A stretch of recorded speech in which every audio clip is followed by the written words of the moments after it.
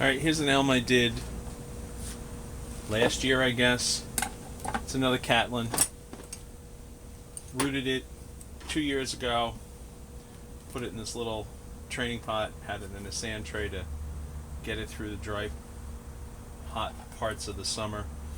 And now it's got a lot of unnecessary growth and some problems at the apex. So I'm going to remove the material that is in problematic locations. This branch here is scarred up and funky. Not sure what I'm going to do about it. Whee! Alright, that's too thick.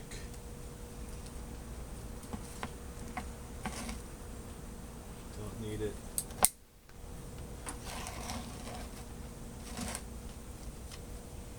Gonna try and wire that down. Wire that in place.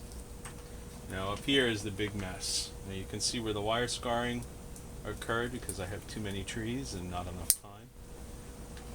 So I'm going to remove this big clunky mass up here. That's going to require some tweaking. Have to make a new back branch. Not sure I'm happy with that. Gonna wire that. Not sure why I kept him. Don't know if he was trying to counterbalance the slant, but we're gonna keep him for the time being. Alright, so gonna need some reasonably thick wire to make that bend and hold it in place. I always try and go with the thinnest wire I can get away with first. I'm not sure this will do the trick, but 2mm seems to get most of the jobs around here. So I have some existing wire scars and spirals, so rather than go that way, I'm going to go the opposite direction. Hope I can coax this part of the tree up.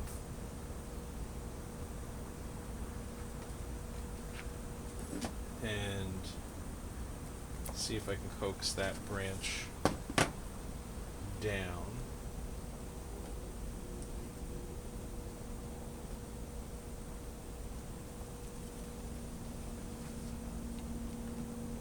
By putting two wires parallel, I basically increase the strength of the wire without putting giant clumpy pieces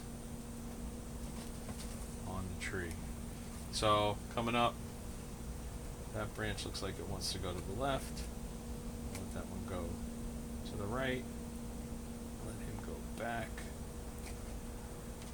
Now the question is, do I treat him as a branch and let that as the apex, or do I bring him up as the apex and him down as the branch? I'm kind of thinking keep the thinner one as the apex. Now if you notice, the leaves have turned upside down. No big deal. Trees know which way is up, and they'll flip themselves around. So I don't get worked up about spinning a branch around. Plants can sense temperature, light, gravity, and touch.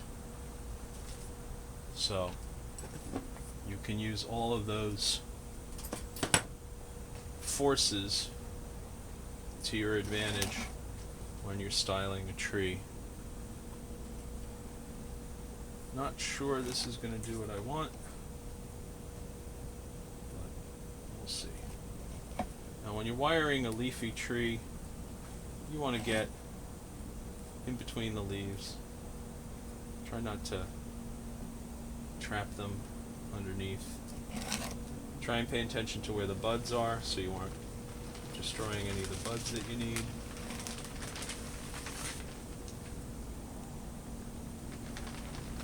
I forgot to give you the weather report. It's a beautiful 24 degrees today. Alright, so it's going to need a little more coaxing.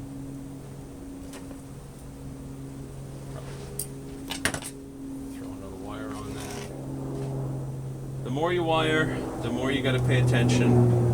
You're going to end up having to unwire. And I'm lazy. When I unwire, I tend to unwind it, which is not the right way to go, because you run the risk of removing important branches or parts of branches. So I take the risk. You can also train using clip and grow method. So you just pay attention to where your buds are pointing, and you're off and running with making the growth go in the direction that you want.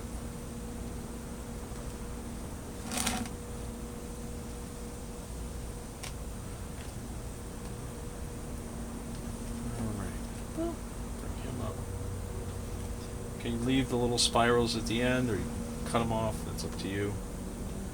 If you leave them, you got to be careful because they can get caught on things and cause you some grief. I think I'm gonna put a wire on that. Bring him down a little bit.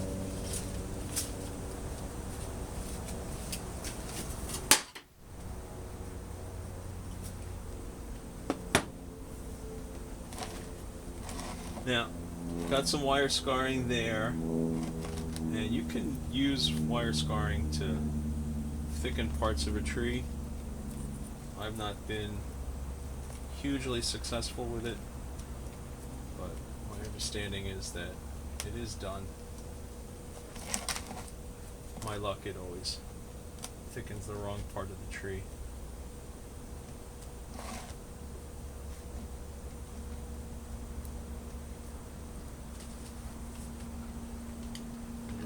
To wire, practice wiring. My instructor used to have us in his workshop middle of November, December, January. Fair amount of roots. Some of them are from the oxalis, which we don't need. Some are for some other weeds that I have yet to identify. Now, this little weed is one of my favorites. I go out of my way to save this one. It's called Mazis repens or reptens, I don't remember which. It's allegedly from Tibet. Adorable little ground cover. Doesn't fight with the trees. You get one piece, it'll pop up all over the place. I have some clients' yards that I take care of, and it's actually shown up in between their stonework, and I hate to hit it with the weed whacker, but sometimes it gets in the way. It's an adorable little plant. So, again, a lot of people will be freaking out because I wired and I'm going to root prune, but I know what my trees can handle. So you can see the drain screen hiding in there. I'm going to use that. Another piece of drain screen. Now I've got roots that are going around in circles, and I've got this funkiness here, so I'm going to make a cut,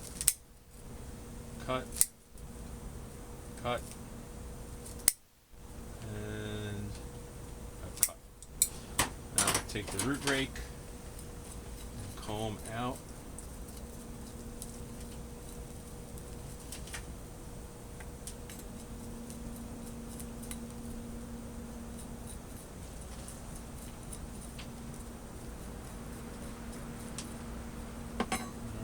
Now these little hairy white roots are probably from the weeds. I doubt they're from the elm. Yep. See, I was right. It's an unidentified weed. I'm going to guess woods violet. Not sure.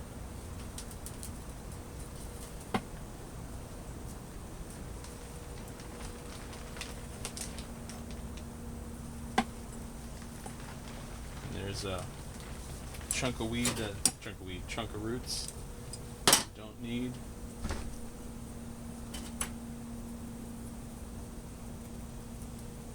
Clean out the dried out old soil. My guess is this started as a root cutting. Well, maybe it started as a regular cutting. Tough to tell. But it's definitely not your typical sought after root flare. But it works for me, and that's what matters. I'm not making anybody else happy except myself. And a lot of people do want to buy my work, and at some point I'll start selling it. Okay, so in the meantime, we super thrived. Got some more compost. Gonna go right back in the same size container. I got ample space for the roots to grow. Probably won't dry it out, but since it's in such a tight container and it does get so warm in the greenhouse, I will put it back in a sand tray, and at some point I'll have to demonstrate setting up a sand tray for you guys.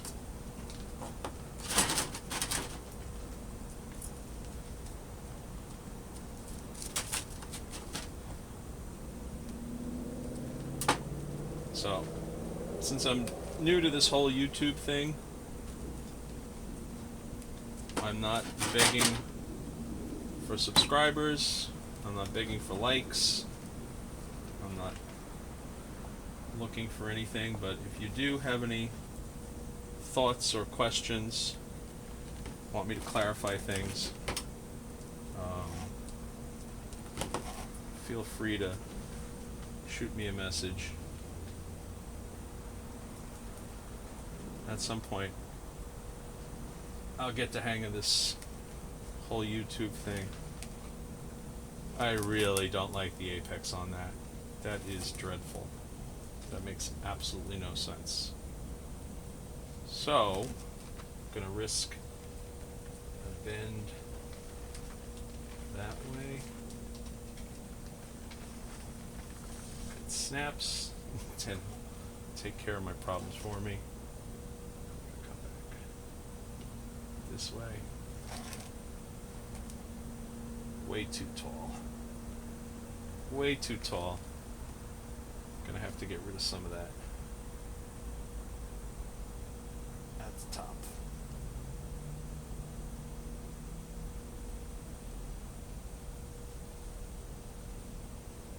Alright, you can feel that split away from the main trunk.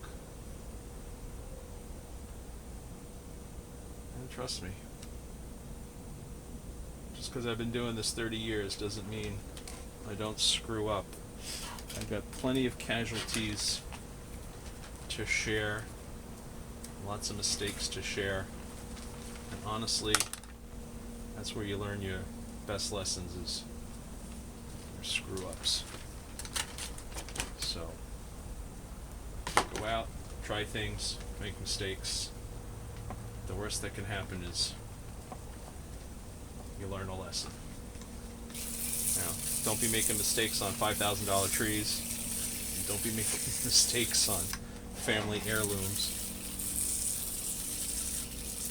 But, you know, that $5 starter plant you got at the nursery, give it a shot. You got nothing to lose except gaining some knowledge.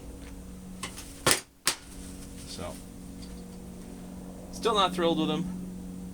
May yet get rid of the entire apex, who knows.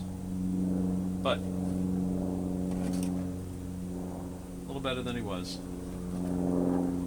So now we just got to stay on top of him, make sure I don't